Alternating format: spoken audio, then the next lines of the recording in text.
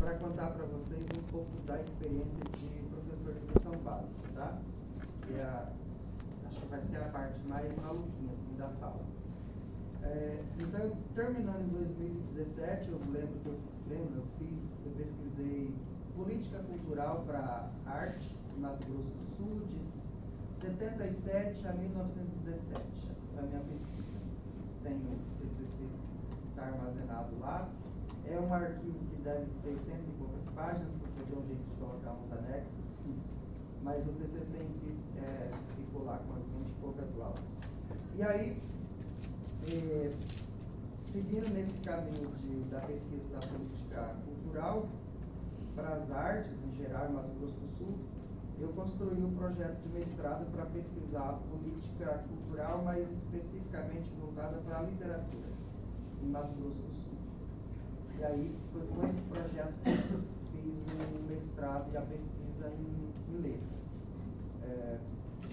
Porque quando a gente termina o curso, as opções de fazer um mestrado ou é educação, aqui no caso do Mato Grosso do Sul, né? Artes, aí você precisa de sair do estado.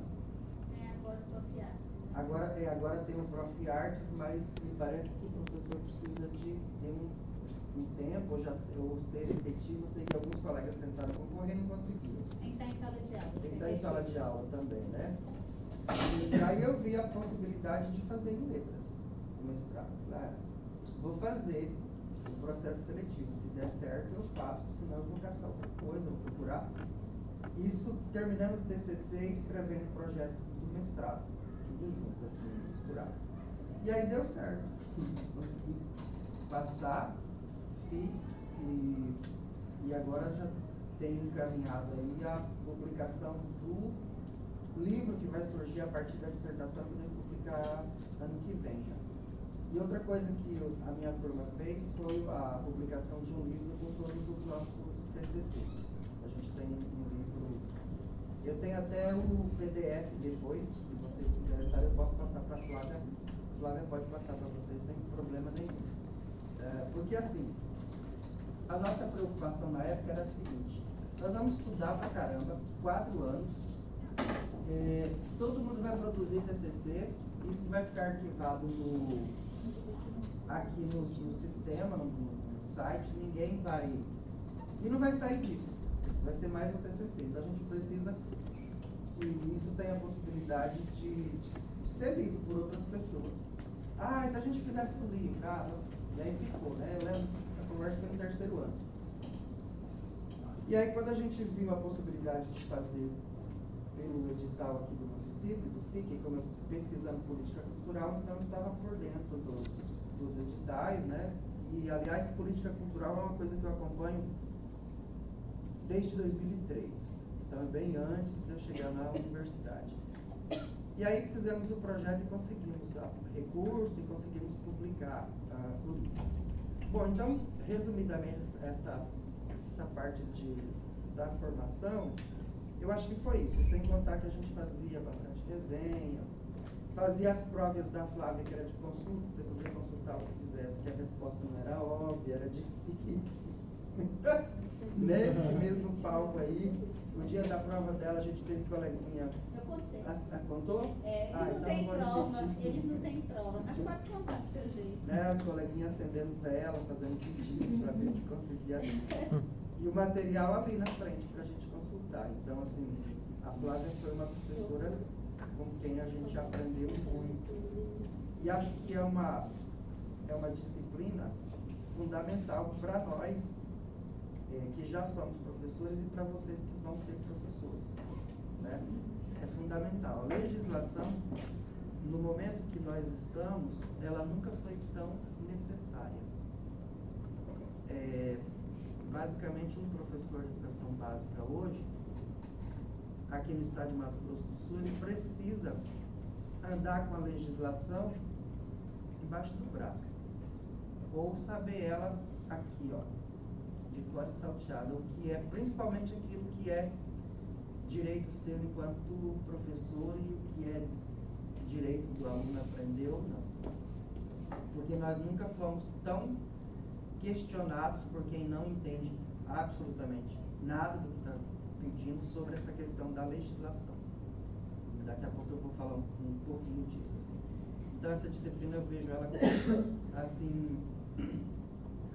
Todas as outras são importantes, é claro, mas tudo que você vai fazer dentro da escola, a pergunta que você vai ouvir quando der qualquer questionamento de um aluno, de um pai ou de um colega professor é: a lei te ampara?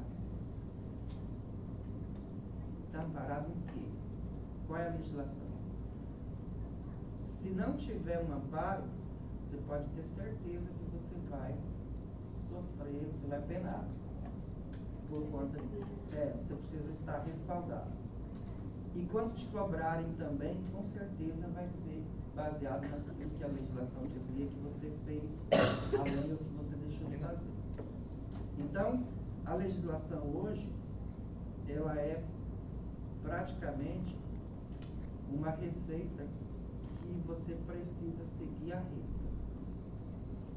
E aí vocês podem perguntar, mas existe espaço para subversão dessa legislação? Existe, porque toda legislação tem brecha. Não tem nenhuma legislação que seja um paredão impenetrável.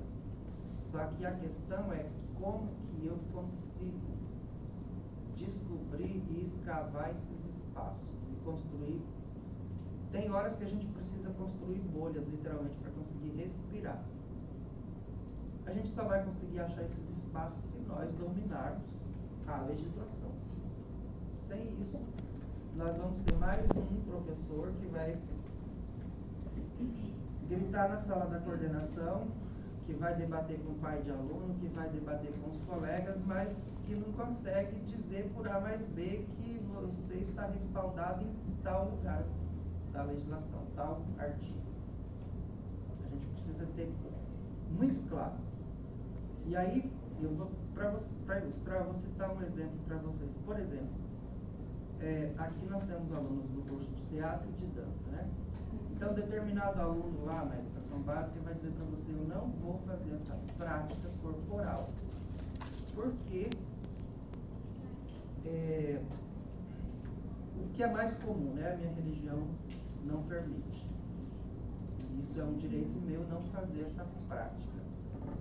E aí você, enquanto professor da prática corporal, para a gente é um pouco frustrante o aluno dizer que não vai poder fazer, mas a gente sabe que ele tem esse direito. Como que eu vou mediar isso, né? Mas vai ter aquele aluno que não pode fazer a prática porque a religião não permite, mas ele vai te dizer. Ele vai fazer a prática. E você não tem a obrigação de perguntar se você pode ou não. E esse aluno, com certeza, ele vai chegar em casa uma hora e vai dizer que fez a prática. E esse pai vem na escola. Esse pai vem na escola com o pensamento seguinte: você, professor, tinha que ter dito para mim, pai, que a sua aula era assim. Eu não sabia disso. E por que que você... Aí ele começa o questionamento. Por que que você...